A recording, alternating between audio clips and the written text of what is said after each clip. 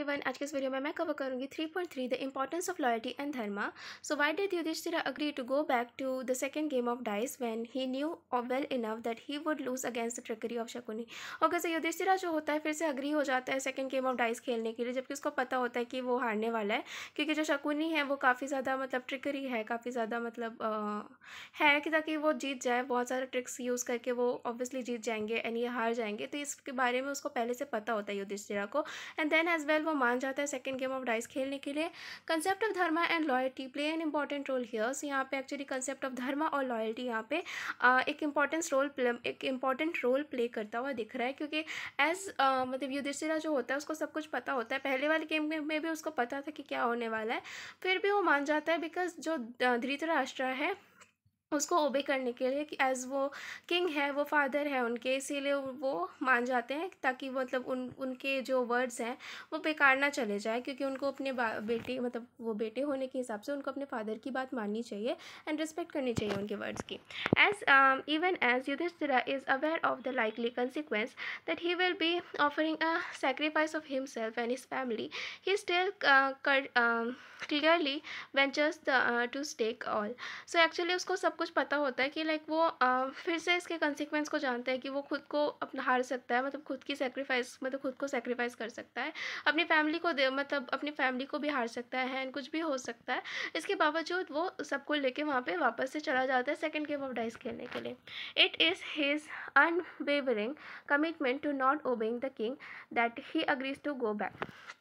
ठीक है, तो ये एक्चुअली मतलब ये कमिट करता है कि लाइक जो किंग को मना करना और मतलब उनकी बात का अग्री करना इज़ बेटर देन कि हम लोग वहाँ से चले जाएं.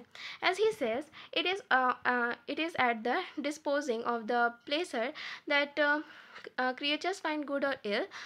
There is no averting of either if we must play again.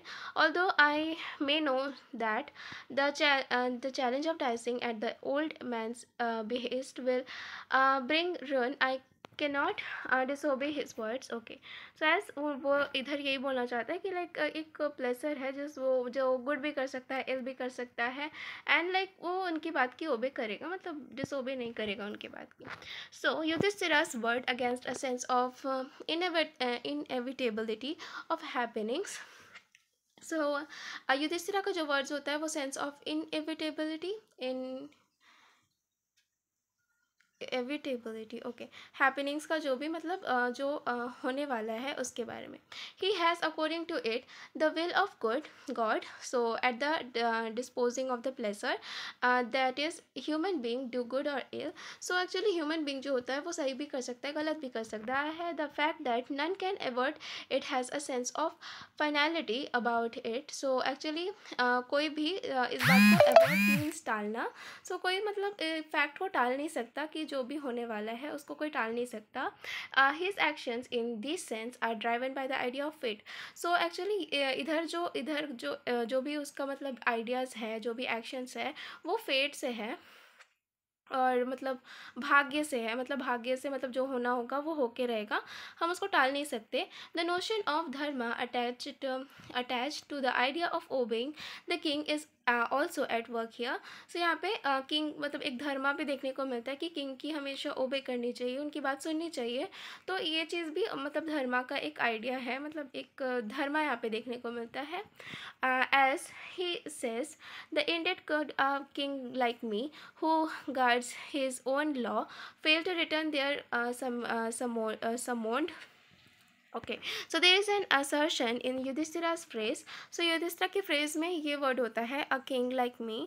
So it points towards Yudhishthira's essential character that is to unfailingly abide by the law.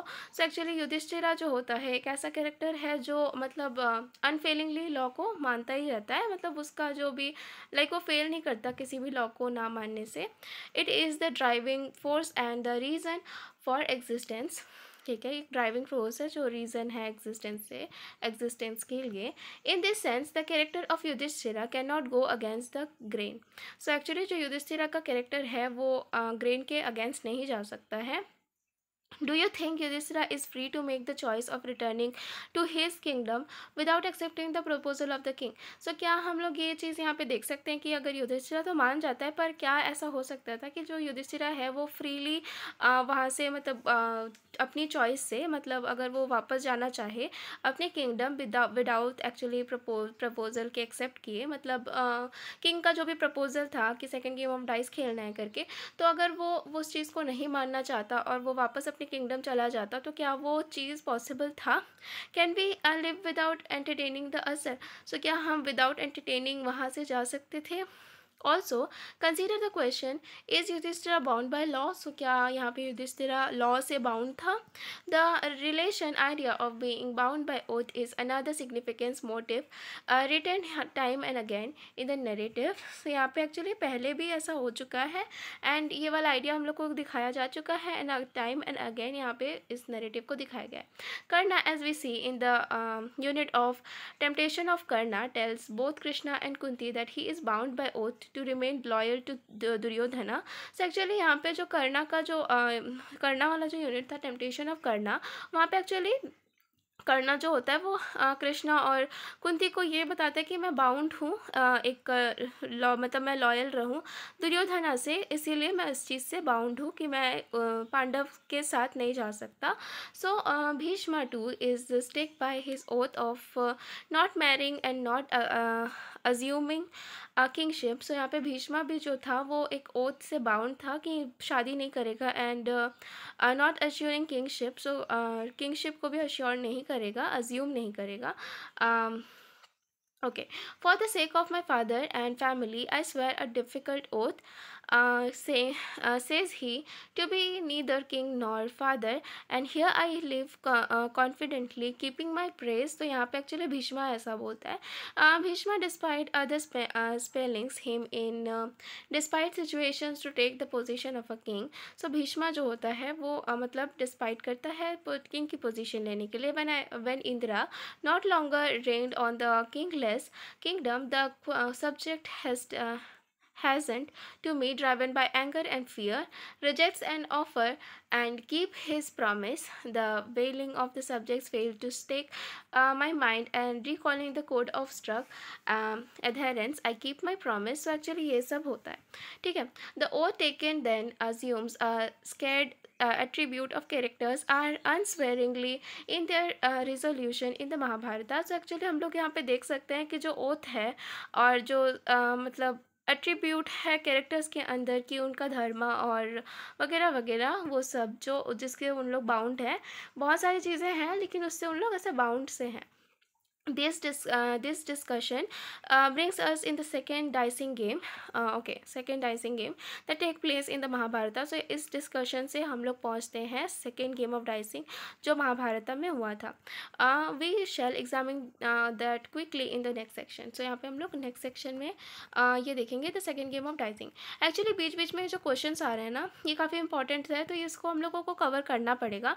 So actually मैं इन सब को I think separately करूँगी, क्योंकि इसमें भी अगर कर दूंगी तो पूरा मर्ज हो जाएगा, या फिर मतलब क्वेश्चंस के लिए अलग से कोई वीडियो हो सकता है, मे बी वो मुझे ज़्यादा कन्वीनियंट लगा। ओके यहाँ पे एक्चुअली जल्दी से देख लेते हैं। तो यहाँ पे जो सेकंड गेम ऑफ डाइसिंग है ना, वो सब से ना युधिष्ठिरा पहले से सबको जान रहा होता है एंड एक्चुअली वो धर्मा से बाउंड होता है कि उसको अपने फादर के लिए हमेशा लॉयल रहना है एंड उसके फादर उनको एक्चुअली जो मतलब प्रपोजल दिया है तो वो उसको मना नहीं कर सकता। एंड यहाँ पे क्वेश्चन भी किया गया है कि क्या वो मना करके वहाँ से जा सकता था, क्या वो लॉयल होता। एंड इवन यहाँ पे और भी सारी चीज़ें हैं जो भी बहुत सारे लोग बाउंड रहते हैं बहुत सारी चीज़ों के लिए, जो धर्मा भी होता है उनका। एंड यहाँ पे जो भीष्मा है एंड इवन जो कर्णा है वो भी बाउंड था, क्योंकि उसको पांडवास के पास मतलब नहीं जाने के लिए वो बाउंड कर रहा था उनका धर्मा, जो दुर्योधना के लिए था, उनको दुर्योधना के लिए लॉयल रहना था एंड इसी चीज़ के लिए वो बाउंड थे। एंड यहाँ पे एक्चुअली भीष्मा का भी लिखा हुआ है कि वो किंगशिप और इवन मतलब कभी शादी नहीं कर सकते, कभी फादर नहीं बन सकते ऐसा। सो यहाँ पे एक्चुअली ये चीज़ इम्पॉर्टेंट था इस वाले पोर्शन में। सो आई गेस आपको ये समझ में आया होगा। मेक श्योर लाइक करके जाना, सब्सक्राइब कर देना एंड आई थिंक कल का वीडियो होगा क्वेश्चन आंसर्स का। So thank you so much for watching, bye bye.